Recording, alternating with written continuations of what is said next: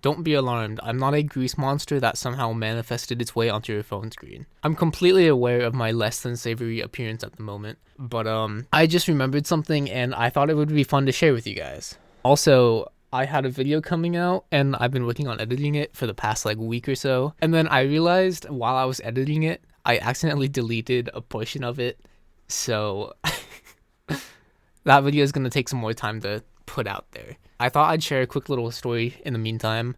The story is from my childhood. I know, that's crazy. This is a lovely little story that spanned probably 2 or 3 years of my childhood. What is there to say about my childhood? I was a child.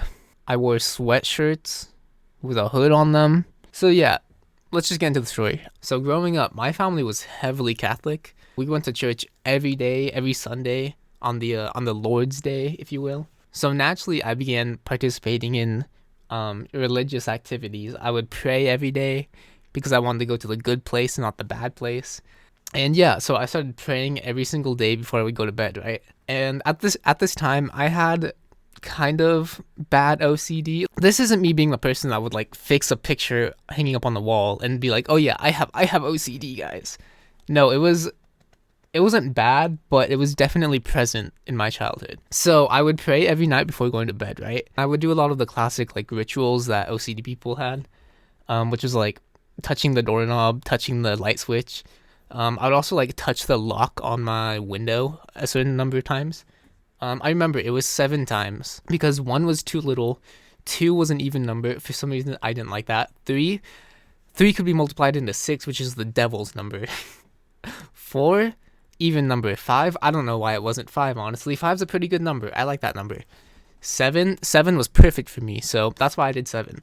And if I didn't feel like 7 was enough, I would do 11. That's just what happened, all right? Now, some of you big brain intellectuals out there with a keen eye may have noticed that I made a dumb mistake and left out the number 6.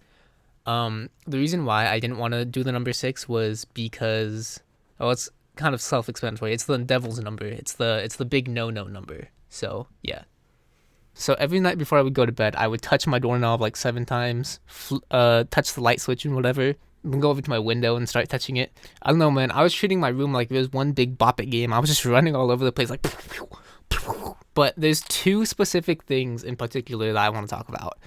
Number 1, I had like a Jesus I had like a Jesus picture on my shelf, and I would touch it several times and also like do the cross. And then eventually, when I would go to bed, I would be laying in my bed, and I had like this list of prayers that I had to run through. But this was a little 10-year-old me. I wasn't like running through the Hail Marys and the graces. Is that what they're called? That stuff. No. These were constructed prayers that I had created for things that I didn't want to happen personally in my life.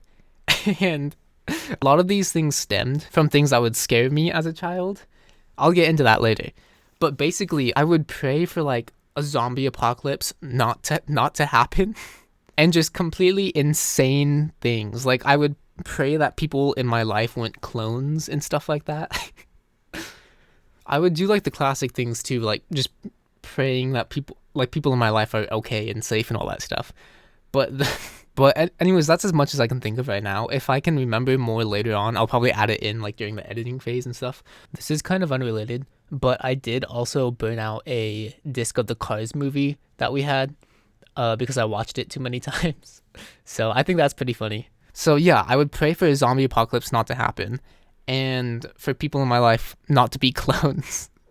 And all of this stems, actually, I don't know about the zombie one, but the clone one specifically stems from an episode of like R.L. Stein's or Goosebumps. I don't know which one it was. I'll put it on screen. But yeah, I saw this episode when I was a child and was like, oh my gosh, this is a real concern that I have to worry about in my life. My parents suddenly getting switched out with clones and stuff. So yeah, I would pray for that not to happen because I was scared of that, thinking that was a real possibility. And then the zombie one, I don't remember where the zombie one stems from. It might have been like World War Z or something. I think I probably watched that as a child and was like, "Ooh, that's scary, that's spooky. I can't have that in my life." So yeah, I guess I kind of saved us from a zombie apocalypse. The only reason this world isn't covered in zombies right now is because I prayed for it, I think. So yeah, you guys can thank me by leaving a comment or something that says like, thank you for not turning my grandma into a zombie or something. So you're welcome for that. But yeah, I don't know if that explanation or that story really served it justice. Because I don't see myself as a great storyteller, and I'm working on that at the moment, which is kind of why I'm trying to make like these story videos. But yeah, I think that got most of my points across. I just wanted to share that with some people.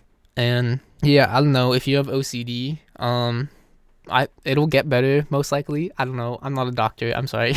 But it seems like a lot of people are able to control their OCD a lot more when they get a little bit older. But anyways, yeah, that's just a little story that I wanted to talk about that popped into my head. So yeah, I saved us from a zombie apocalypse. I made sure clones didn't run the earth. So, dude, I should like get a medal or something for that. Like the bravery that I had as a child, that's unmatched till this day.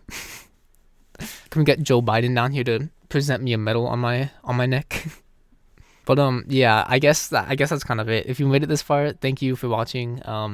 I kind of want to tell more stories just to like practice and get better at talking and stuff, cuz my speaking skills are awful, absolute rubbish.